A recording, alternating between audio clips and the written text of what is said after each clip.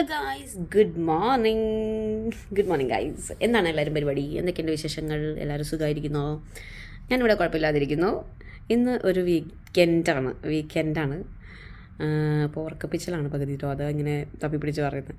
ഇന്നിപ്പോൾ വീക്കെൻഡായിട്ട് പ്രത്യേകിച്ച് വലിയ പ്ലാനൊന്നുമില്ല, എന്നാലും വെറുതെ ഒരു ഡ്രൈവ് പോകാമെന്ന് വിചാരിച്ചു. ഞാൻ പറയാറില്ല, എനിക്കിങ്ങനെ ഭയങ്കര തിരക്കുള്ള സ്ഥലങ്ങളിലേക്ക് പോകാൻ ഇഷ്ടമല്ല. അപ്പോൾ ഇവിടെ ഷാർജയിൽ ഒരു വലിയ കുഴപ്പമില്ലാതെ നമുക്ക് നടക്കാനൊക്കെ പോകാൻ പറ്റുന്ന സ്ഥലമുണ്ടെന്ന് പറഞ്ഞു കേട്ടോ. അപ്പോൾ ഇപ്പം തന്നെ പോകുന്നൊന്നുമില്ല, ഈവനിങ് അങ്ങോട്ട് പോകാമെന്ന് വിചാരിച്ചു. നിങ്ങളെയും കൂടെ കാണിച്ചു തരാം. ഓക്കെ, അത് നമുക്കിങ്ങനെ വലിയൊരു ഒരു ഡെസ്റ്റിനേഷൻ അല്ലെങ്കിൽ കുറേ ആക്ടിവിറ്റീസ് ഉള്ള സ്ഥലമൊന്നുമല്ല. പക്ഷെ നമുക്ക് പീസ്ഫുള്ളായി അവിടെ ചെന്നിരുന്ന് ചുമ്മാ ഒരു ചായയൊക്കെ കുടിച്ച് അല്ലെങ്കിൽ എന്തെങ്കിലും കഴിച്ച് അങ്ങനെ കുറച്ച് നേരം നടന്ന് റിലാക്സ് ആവാൻ പറ്റിയൊരു സ്ഥലമാണ് കേട്ടോ. അതൊരു റെസിഡൻഷ്യൽ കോംപ്ലക്സ് ആണ് ആക്ച്വലി, പക്ഷേ ഒരു വൈഡ് ഏരിയ ഉള്ളൊരു സ്ഥലമാണ്. അത് ചെറിയൊരു റെസിഡൻഷ്യൽ ഏരിയ ഒന്നുമല്ല, ഒരു വലിയ ഏരിയ തന്നെയുള്ള ഒരു സ്ഥലമാണ്. അപ്പോൾ നമ്മളിവിടെ ദുബായിലാണ്, പക്ഷേ ഷാർജയിലാണ് ഈ സ്ഥലം ഉള്ളത്. അത് ഷാർജ എന്ന് പറഞ്ഞു കഴിഞ്ഞാൽ ദുബായ് ഷാർജ എല്ലാവർക്കും അറിയുണ്ടാവും, അപ്പോൾ അടുത്തടുത്തുള്ള സ്ഥലങ്ങൾ. അപ്പോൾ ഒരുപാട് ദൂരമില്ല, ഷാർജയിൽ ഒരുപാട് ഉള്ളിലേക്കൊന്നും പോകണ്ട, നിയർ ബൈ തന്നെയാണ്. ഇപ്പോൾ ദുബായിൽ തന്നെ ഉള്ളവരാണെന്നുണ്ടെങ്കിൽ ദുബായിൽ നിന്ന് ഷാർജയിലേക്ക് അവിടേക്ക് ആ സ്ഥലത്തേക്ക് ഒരു ഹാർഡ്ലി ഒരു 20 മിനിറ്റ്സ് ഡ്രൈവൊക്കെ ഉണ്ടാവുകയുള്ളൂ. ദുബായ് ബോർഡർ കഴിഞ്ഞ് കഴിഞ്ഞാൽ ഒരു 15 മിനിറ്റ്സ് അത്രയും ഇല്ല ആക്ച്വലി കേട്ടോ, അത്രയേ ഉള്ളൂ. അപ്പോൾ അങ്ങനെയുള്ള സ്ഥലമാണ്, അപ്പോൾ അടുത്ത് തന്നെയാണല്ലോ. അപ്പോൾ നമുക്കൊന്ന് വെറുതെ പോകാമെന്ന് വിചാരിച്ചു. അപ്പോൾ ഇന്നത്തെ പരിപാടികളെല്ലാം കഴിഞ്ഞ് ജസ്റ്റ് എഴുന്നേറ്റിട്ടുള്ളൂ, ചായ കുടിച്ച്, അല്ലെങ്കിൽ ബ്രഞ്ചായിരിക്കും മിക്കവാറും, കാരണം വളരെ നേരത്തെ എഴുന്നേറ്റതുകൊണ്ട് ഇന്ന് ബ്രഞ്ചായിരിക്കും. അപ്പോൾ അതൊക്കെ കഴിഞ്ഞ് ഞങ്ങൾ പതുക്കെ ഒരു 3 o'clock 4 o'clock ഒക്കെ ആകുമ്പോഴേക്കും അങ്ങോട്ട് പോകാമെന്ന് വിചാരിച്ചിട്ടിരിക്കുന്നു. 4 മണി എന്ന് പറഞ്ഞാൽ നമ്മളൊരു 6 മണിയാകുമ്പോഴേക്കും അങ്ങോട്ട് എത്തുള്ളൂ. സാധാരണ ഞങ്ങളൊക്കെ അങ്ങനെയാണ്, വളരെ കൃത്യനിഷ്ഠയുള്ള ആൾക്കാരാണ്. പക്ഷെ ഞാൻ പറഞ്ഞ പോലെ ഈ വർഷം കുറച്ച് എന്താ പറയുക, നേരത്തിനും കാലത്തിനൊക്കെ സ്ഥലങ്ങളിൽ എത്തണം, അല്ലെങ്കിൽ പങ്ക്ച്വാലിറ്റി ഒന്ന്, ടൈം മാനേജ്മെൻ്റ് ഒക്കെ ഒന്നും കൂടെ ഒന്ന് ശരിയാക്കണം ഞങ്ങൾ വിചാരിച്ചിട്ടുണ്ട്. അത് കാരണം ഞങ്ങളൊരു 5 മണിയെങ്കിലും ആകുമ്പോൾ എത്താമെന്ന് വിചാരിക്കുന്നുണ്ട്. അപ്പോൾ അവിടെ ചെന്നിട്ട് കാണിച്ചു തരാം കേട്ടോ. അതായത് ഒരു കാര്യം കൂടിയും പറയാം, ദുബായിൽ മഴ എന്ന് പറഞ്ഞിട്ട് ഇപ്പോൾ സമ്മറൊക്കെ സ്റ്റാർട്ട് ചെയ്തു, പക്ഷേ ചൂടൊക്കെ ആയി തുടങ്ങി. എന്നാലും വീണ്ടും ഇപ്പോൾ May 2nd 3rd മഴ പറയുന്നുണ്ട്. അപ്പോൾ ഭയങ്കര അന്നത്തെ പോലത്തെ വലിയ മഴയാവുന്നൊന്നും പറഞ്ഞിട്ടില്ല, പക്ഷെ എന്നാലും അത്യാവശ്യം നല്ല രീതിയിലുള്ള മഴ ഉണ്ടാവും എന്ന് പറയുന്നു. അപ്പോൾ നാട്ടിൽ മഴ പെയ്യാത്തതിൻ്റെ ആ ഒരു ക്ഷീണമൊക്കെ ഇവിടെ വന്നിട്ടാണ് തീർക്കണമെന്ന് തോന്നുന്നുണ്ട്. നാട്ടിൽ വിളിക്കുമ്പോൾ എപ്പോഴും ചൂടാണ്, ഭയങ്കര ബുദ്ധിമുട്ടുകളൊക്കെ ന്യൂസിലും കാണുന്നുണ്ട്, നമ്മളെ വീട്ടിലേക്ക് വിളിക്കുമ്പോഴും അറിയാറുണ്ട് കേട്ടോ. അപ്പോൾ അതുകൊണ്ട് തന്നെ നാട്ടിലത്തെ മഴയെല്ലാം ഇവിടെ വന്ന് പെയ്യുന്നെന്ന് തോന്നുന്നു. ഇവിടെ മഴ പെയ്താലും സമ്മർ തന്നെയാണ് കേട്ടോ, ചൂട് തന്നെയാണ്, ചൂട് തുടങ്ങി, അല്ലാതെ ഭയങ്കര തണുപ്പ് കാലാവസ്ഥയൊന്നുമല്ല, വിൻ്ററൊന്നും അല്ല. പക്ഷെ എന്നാലും ഒരു മഴയൊക്കെ കിട്ടുമ്പോൾ നമുക്കൊരു സന്തോഷം. പിന്നെ അന്നത്തെ പോലത്തെ വലിയ മഴയും അല്ലെങ്കിൽ ഫ്ലഡൊക്കെ ആകുമ്പോൾ ഒരു വിഷമമുണ്ട്, അതല്ലാതെ ചെറിയ മഴയൊക്കെ വന്നു പോകുമ്പോൾ ഒരു സന്തോഷം അല്ലേ. അപ്പോൾ അതുകൊണ്ട് തന്നെ ദുബായിലും ഷാർജയിൽ അല്ലെങ്കിൽ UAE ഉള്ളവരാണെന്നുണ്ടെങ്കിൽ മഴയൊക്കെ വരുമ്പോൾ ഒന്ന് ശ്രദ്ധിക്കുക, കാരണം ഹെയിൽ സ്റ്റോമൊക്കെ ഉണ്ടാവും, നമ്മുടെ ആലിപ്പഴമൊക്കെ വീഴാൻ സാധ്യതയുണ്ട്. അപ്പോൾ അതുകൊണ്ട് തന്നെ വണ്ടികളിലൊക്കെ വീഴാനും അതുപോലെ വണ്ടികൾക്ക് ചെറിയ സ്ക്രാച്ചസ് വരാനൊക്കെ സാധ്യതയുണ്ട്. ഇവിടെ ഉള്ളവർക്ക് അറിയുന്നുണ്ടാവും, അപ്പോൾ അതൊക്കെ ഒന്ന് കെയർഫുൾ ആയിരിക്കും, നല്ലതാണ്. ഇപ്രാവശ്യത്തെ മഴ പക്ഷേ UAE മാത്രമല്ല, GCC കൺട്രീസിൽ എല്ലായിടത്തും ഉണ്ട്, സൗദി, ഖത്തർ, ഒമാൻ എല്ലായിടത്തും ഉണ്ട്. അപ്പോൾ അവിടെയൊക്കെ ഇതുപോലെ വലിയ മഴ ചിലപ്പോൾ അടുത്ത് വന്നിട്ടുണ്ടാവില്ല, അല്ലെങ്കിൽ അടുത്ത വർഷങ്ങളിൽ ഏറ്റവും വലിയ മഴയാണെന്നും കൂടി പറഞ്ഞിട്ടുണ്ട്. അപ്പോൾ ഖത്തറിലൊക്കെ ഉള്ളവരാണെന്നുണ്ടെങ്കിൽ നമുക്ക് UAE-കാർക്ക് ഇപ്പോൾ ഒരു എക്സ്പീരിയൻസ് ഉണ്ടായിരുന്നു, വലിയൊരു മഴ പെയ്തപ്പോൾ ഒരു ഫ്ലഡും ഇതെല്ലാം നമ്മൾ കണ്ടു. അപ്പോൾ അതുകൊണ്ട് തന്നെ കുറേ വണ്ടികളും കുറേ സാധനങ്ങളൊക്കെ നാശമായത്, കടകളിലൊക്കെ വെള്ളം കയറി, ഫ്ലാറ്റുകളിലൊക്കെ വെള്ളം കയറി. അപ്പോൾ അങ്ങനെയുള്ള കുറേ കാര്യങ്ങൾ ഞങ്ങൾ ഡയറക്റ്റ് കണ്ടു. നമ്മൾ വിചാരിക്കും ഒരു ഡെസേർട്ട് ഏരിയ അല്ലെങ്കിൽ ഒരു ഡെസേർട്ടഡ് ആയിട്ടുള്ള കൺട്രി ഒക്കെ ആകുമ്പോൾ അങ്ങനെ ഫ്ലഡൊന്നും വരില്ല നമ്മുടെ നാട്ടിലെ പോലെ എന്ന് വിചാരിക്കും, പക്ഷേ വെറും തോന്നലാണ്, അതൊന്നും ഞങ്ങൾ ശരിക്കും കണ്ടതാണ്. അതുകൊണ്ട് തന്നെ ഖത്തർ, സൗദി, ഒമാനിലൊക്കെ ഉള്ളവർക്ക് ഇങ്ങനത്തെ ഒരു എക്സ്പീരിയൻസ്, ഒമാനുകാർക്ക് ചിലപ്പോൾ ഉണ്ടാകും, പക്ഷേ എന്നാലും ഖത്തറിലൊക്കെ ഉള്ളവർക്ക് ഇങ്ങനെ ഒരു എക്സ്പീരിയൻസ് ഉണ്ടാവില്ല. സോ കുറച്ച് കെയർഫുൾ ആയിരുന്നോളൂ, കാരണം വണ്ടികളൊക്കെ നല്ലോണം മൂടിയിടുന്നു, നല്ലതാണ്. നിങ്ങൾ ഔട്ട്ഡോറാണ് പാർക്ക് ചെയ്യുന്നതെന്ന് വെച്ചാൽ കേട്ടോ, ബേസ്മെൻറ്റ് പാർക്കിങ്സ് അല്ല എന്നുണ്ടെങ്കിൽ വണ്ടികളൊക്കെ മൂടിയിട്ടോളൂ. കാരണം ഈ ഹെയിൽ സ്റ്റോം എന്ന് പറയുന്നത് ചില്ലറ സാധനമല്ല, നമ്മുടെ വണ്ടിയിൽ വീണ് കഴിഞ്ഞാൽ നല്ലോണം ഡാമേജ് ആവും, വണ്ടി നല്ലോണം സ്ക്രാച്ച് ആവും കേട്ടോ. അപ്പോൾ അതുകൊണ്ട് തന്നെ ഒന്ന് കെയർഫുൾ ആയിരിക്കണം, നല്ലതാണ് കേട്ടോ. ഇത് അനുഭവത്തിൽ നിന്ന് പറയുന്നതാണേ. അങ്ങനെ നമ്മൾ നമ്മുടെ സ്ഥലത്തേക്ക് എത്തിയിട്ടുണ്ട് കേട്ടോ. ഇത് ഞാൻ പറഞ്ഞില്ലേ, കുറച്ച് റിലാക്സ്ഡ് ആയിട്ട് പീസ്ഫുള്ളായി നമുക്ക് വെറുതെ നടക്കാനും കുറച്ച് നേരം വന്നിരിക്കാനും അങ്ങനെയൊക്കെ പറ്റിയ സ്ഥലമാണ്. പ്ലസ് കുട്ടികളെയും കൊണ്ടാണ് വരുന്നതെന്നുണ്ടെങ്കിൽ അവർക്ക് ഒരു പ്ലേ ഏരിയ ഒക്കെ ഉണ്ട് കേട്ടോ. നല്ല ഭംഗിയുള്ള സ്ഥലമാണ് കേട്ടോ, എനിക്ക് ഭയങ്കര ഇഷ്ടമായി. ഇതൊരു ശരിക്കും റെസിഡൻഷ്യൽ കോംപ്ലക്സ് ആണ്, നിങ്ങൾക്ക് നോക്കിയാൽ അറിയാം, അതിൻ്റെ അപ്പുറം ഇപ്പുറയൊക്കെ കുറേ ബിൽഡിങ്സ് ഒക്കെ ഉള്ളതായിട്ട് കേട്ടോ. അപ്പോൾ അങ്ങനെയുള്ള ബിൽഡിങ്സ് ഒക്കെ ഉള്ള റെസിഡൻഷ്യൽ കോംപ്ലക്സ് ആണ്, പക്ഷേ ഇത് വലിയ ഏരിയ ആണ്. അപ്പോൾ അതുകൊണ്ട് തന്നെ ഒരുപാട് സ്ഥലമുണ്ട്, ഒരുപാട് സ്ഥലം നടക്കാനും കുറച്ചൊക്കെ ആക്ടിവിറ്റീസും ഉണ്ട്. നമുക്ക് വലിയ ആൾക്കാർക്ക് പറ്റിയതല്ലെങ്കിൽ പോലും കുട്ടികൾക്കുള്ള ആക്ടിവിറ്റീസൊക്കെ ഉണ്ട് കേട്ടോ. നമ്മൾ ഇവിടെ ഈ സ്ഥലത്തിനെ പറ്റി കേട്ടെങ്കിലും ഇത്രയും വലിയൊരു ഏരിയ ആവുമെന്ന് വിചാരിച്ചിട്ടുണ്ടായിരുന്നില്ല കേട്ടോ. അപ്പോൾ അതുകൊണ്ട് തന്നെ നമ്മൾ ഒന്ന് ഡ്രൈവ് ചെയ്യാമെന്ന് വിചാരിച്ചു ഇതിൻ്റെ ഉള്ളിൽ കൂടെ. കാരണം കുറേ റോഡ്സ് ഉണ്ട്. അപ്പോൾ ഇതിലെവിടെയൊക്കെയാണ് എന്തൊക്കെ ആക്ടിവിറ്റീസ് ഉള്ളത്, അങ്ങനെയുള്ള കാര്യങ്ങൾ എവിടെയൊക്കെ നല്ല സ്ഥലമുള്ളത് എന്നൊക്കെ നോക്കാൻ വേണ്ടിയിട്ട് ചുമ്മാ ഒന്ന് കറങ്ങാമെന്ന് വിചാരിച്ചു. കറങ്ങിയപ്പോഴാണ് അറിയുന്നത് ഇതൊരു അന്തവും കുന്തവും ഇല്ലാതായി പോവും. കാരണം നമ്മളിത് എവിടെ എത്തുന്നതെന്നൊരു പിടിയിലായിരുന്നു. വലിയൊരു ഏരിയയാണ്, പിന്നെ കുറേ അണ്ടർ കൺസ്ട്രക്ഷനുമാണ്. അപ്പോൾ അതുകൊണ്ട് തന്നെ കുറേ വഴികൾ ഇങ്ങനെ ചിലതൊക്കെ റോഡ് പകുതി വെച്ച് ക്ലോസ് ആയിട്ടൊക്കെ നിൽക്കുന്നുണ്ട്. അപ്പോൾ അങ്ങനെയുള്ള കുറച്ച് ഏരിയ ഉണ്ട് കേട്ടോ. അപ്പോൾ ഒരു പോർഷൻ ആക്ച്വലി ഇത് സ്റ്റാർട്ട് ചെയ്തു, അത് ഓപ്പൺ ആക്കിയിട്ടിട്ടുണ്ട്. അപ്പോൾ ആ ഒരു ഏരിയയിലും കുറേ ഏരിയകളൊക്കെ ഓപ്പൺ ആകും, കുറച്ച് ഏരിയ മാത്രമേ അണ്ടർ കൺസ്ട്രക്ഷൻ ഉള്ളൂ. അപ്പോൾ അതിലൊക്കെ നമുക്ക് എക്സ്പ്ലോർ ചെയ്യാൻ പറ്റും.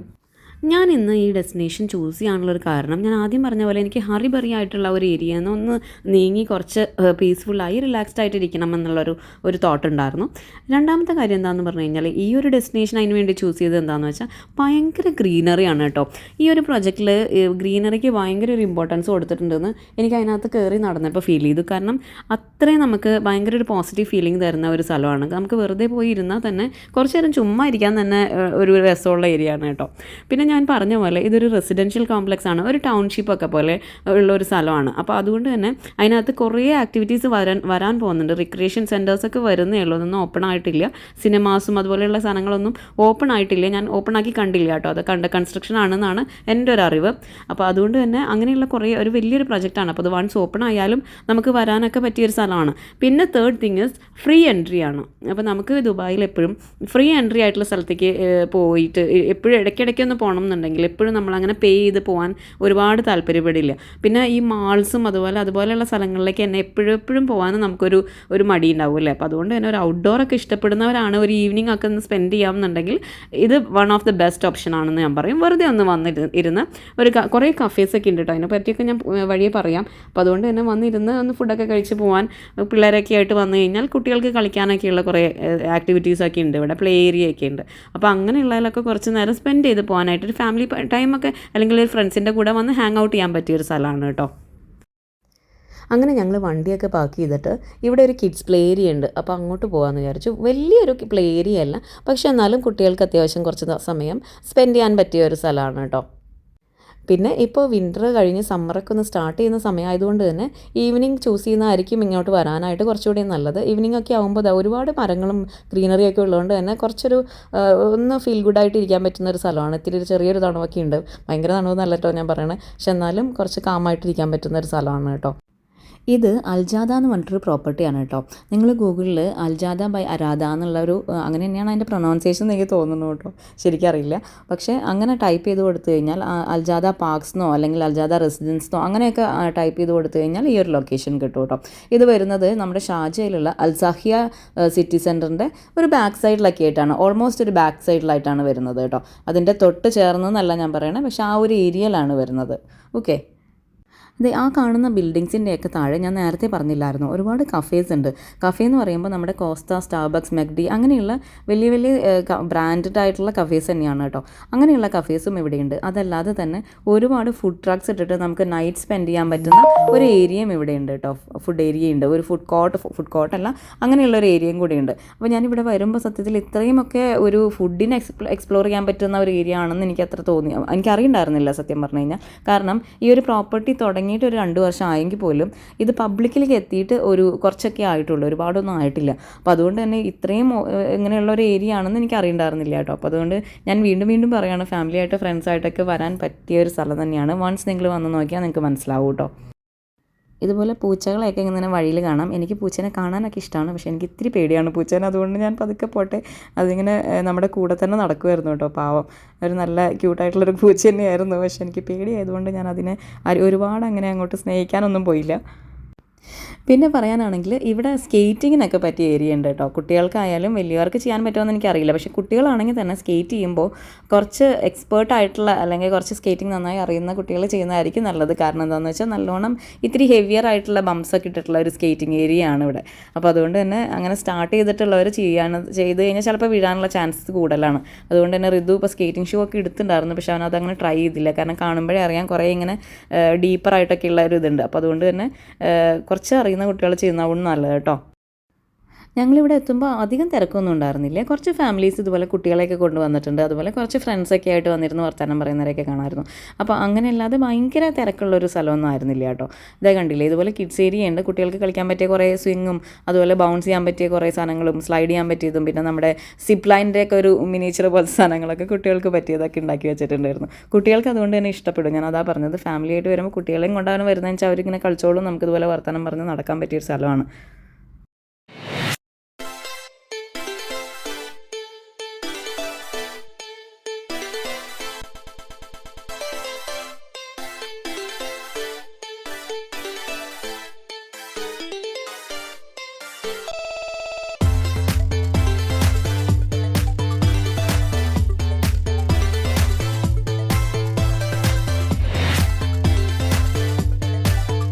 അങ്ങനെ നമ്മുടെ ഔട്ട്ഡോർ പ്ലേ ഒക്കെ കഴിഞ്ഞ് നമ്മൾ അകത്ത് ഇതുപോലെ ഇൻഡോർ ആയിട്ടുള്ള ഒരു പ്ലേ ഏരിയ ഉണ്ട്, ബൗൺസിങ് ഏരിയ ഉണ്ട് കുട്ടികൾക്ക് പറ്റിയത്.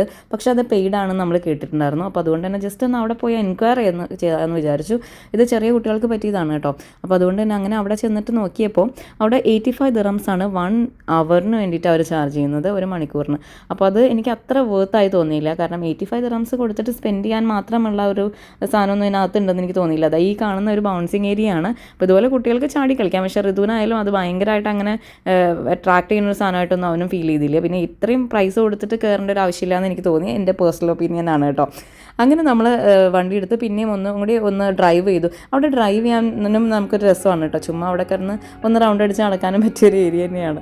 അപ്പോൾ അങ്ങനെ ഒന്ന് വട്ടം ഇറങ്ങി നമ്മളൊരു ഫുഡ് കോർട്ട് എന്തെങ്കിലും ഒന്ന് കഴിക്കാൻ ഒരു കഫേയിൽ പോകാമെന്ന് വിചാരിച്ചിട്ട്, ഞാൻ പറഞ്ഞില്ലേ കുറേ ഫുഡ് ട്രക്സ് ഒക്കെ ഉണ്ട് ഇവിടെ. അപ്പോൾ അതുകൊണ്ട് തന്നെ ആ ഒരു ഏരിയയിലേക്ക് പോകാനായിട്ട് ചുമ്മാ ഒന്ന് വണ്ടി എടുത്ത് കറങ്ങിയിട്ടോ. നല്ല ഭംഗിയുണ്ട് ഇവിടെ കാണാനായിട്ട്. ബിൽഡിങ്സ് ഒക്കെ ആയാലും നല്ല രസമുണ്ട്. അവരുടെ ആ ഒരു ഇൻഫ്രാസ്ട്രക്ചർ എല്ലാം നല്ല രസമുണ്ട് കാണാനായിട്ട്. ഇതുപോലെ ഈവനിങ് ഒക്കെ സ്പെൻഡ് ചെയ്യാനായിട്ട് രസമാണ് കേട്ടോ.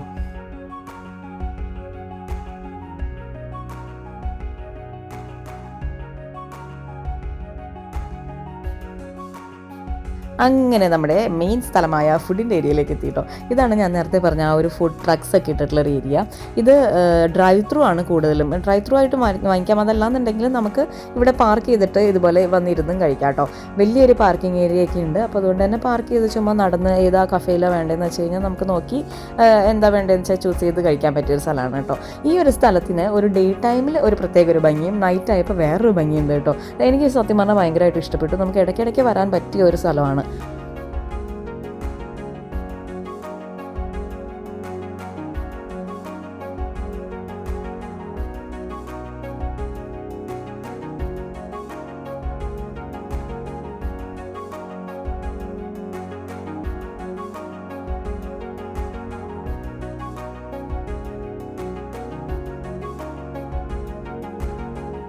അപ്പോൾ ഞങ്ങളെന്തായാലും ഡ്രൈവ് ത്രൂ പോകണില്ല, ഇവിടെ പാർക്ക് ചെയ്തിട്ട് ഒന്ന് നടക്കാമെന്ന് വിചാരിച്ചു കേട്ടോ.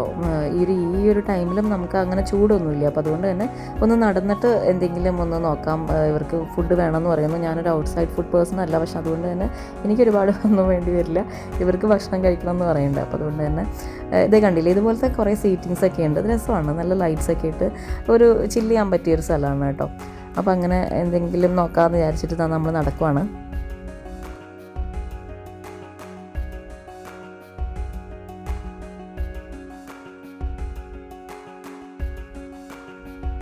ആ കാണുന്ന ഒരു ലൈറ്റ്സൊക്കെ നല്ല ഭംഗിയില്ലേ കാണാനായിട്ട്. എനിക്ക് സത്യം പറഞ്ഞാൽ ഈ ഒരു ഏരിയയുടെ ഒന്നും ഫുള്ളൊരു വീഡിയോ എടുക്കാൻ പറ്റിയില്ല കേട്ടോ. ഞാൻ വീഡിയോ പെട്ടെന്ന് എടുക്കാൻ വിട്ടുപോയി. ഇതിൽ നല്ല ഒരു ഏരിയ ഉണ്ട് ഇവിടെ, അല്ലെങ്കിൽ ഇതിലും ഭംഗിയാണ് ഇതിനെ കാണാനായിട്ട് കേട്ടോ. നിങ്ങൾ അടുത്തുള്ളവരൊക്കെ ആണെന്നുണ്ടെങ്കിൽ വൺസ് ഒന്ന് വിസിറ്റ് ചെയ്യുന്നത് നല്ലതായിരിക്കും.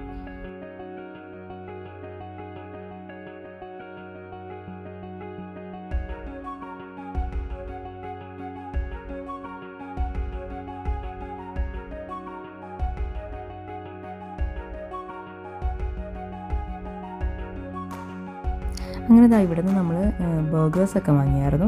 ഇതൊക്കെയാണ് ഇവിടുത്തെ ഒരു പ്രൈസ് റേഞ്ച് വരുന്നത്. നമ്മൾ പുറത്തത്തെ ബർഗേഴ്സിന് അല്ലെങ്കിൽ പുറത്തത്തെ ഒരു പ്രൈസ് വെച്ച് കമ്പയർ ചെയ്യുമ്പോൾ കുറച്ച് കൂടുതലാണെന്ന് പറയാം. അതല്ലാതെ നോക്കുവാണെങ്കിൽ ഓക്കെ. അങ്ങനെ ഇവിടെ നിന്ന് നമ്മൾ ബർഗേഴ്സൊക്കെ വാങ്ങിച്ചിട്ട് ഇത് ഒരുവിധം എല്ലാ കഫറ്റീരിയാസിലും ഈ ഒരു പ്രൈസ് റേഞ്ച് തന്നെയാണ് ഓൾമോസ്റ്റ് വരുന്നത് കേട്ടോ. അപ്പോൾ നമ്മൾ മാഗ്ഡി ആയിട്ടോ അങ്ങനെയൊക്കെ കമ്പയർ ചെയ്യുമ്പോൾ ചിലപ്പോൾ ഒരു ഇച്ചിരി അങ്ങോട്ടും ഇങ്ങോട്ടൊക്കെ പ്രൈസ് ഇത്തിരി ഡിഫറൻസ് ഒക്കെ ഫീൽ ചെയ്തേക്കാം. പക്ഷെ എന്നാലും ഞാൻ പറഞ്ഞില്ലേ, വെറുതെ വൺസിനെ വൈൽ വന്നിരുന്ന് കഴിക്കാൻ പറ്റിയ ഒരു സ്ഥലം തന്നെയാണ്. അങ്ങനെ ഇവിടുന്ന് ബർഗേഴ്സൊക്കെ കഴിച്ചിട്ട് നമ്മളിവിടെ വൈൻഡപ്പ് ചെയ്യാണ് കേട്ടോ ഇന്നത്തെ വീഡിയോ. അപ്പോൾ നമുക്ക് അടുത്തൊരു വീഡിയോ ആയിട്ട് വീണ്ടും കാണാം. Much love and God bless.